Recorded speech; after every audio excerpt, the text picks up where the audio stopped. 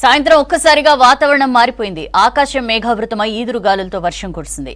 జగిత్యాల జిల్లా కోరుట్ల, నిర్మల్ జిల్లా, వరంగల్ జిల్లాల్లో వర్షం పడింది. నిర్మల్ జిల్లాలో వడగండ్ల వాన కురిసింది. ఈదురుగాలులకు చెట్లు విరిగిపడ్డాయి. కరెంటు స్తంభాలు నేలకొరిగాయి.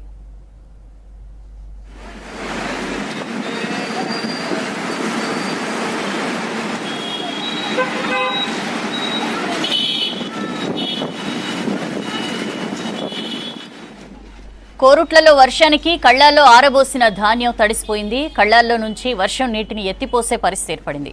వర్షాలకు తడిసిన ధాన్యాన్ని ప్రభుత్వం కొనుగోలు చేయాలన్నారు రైతులు.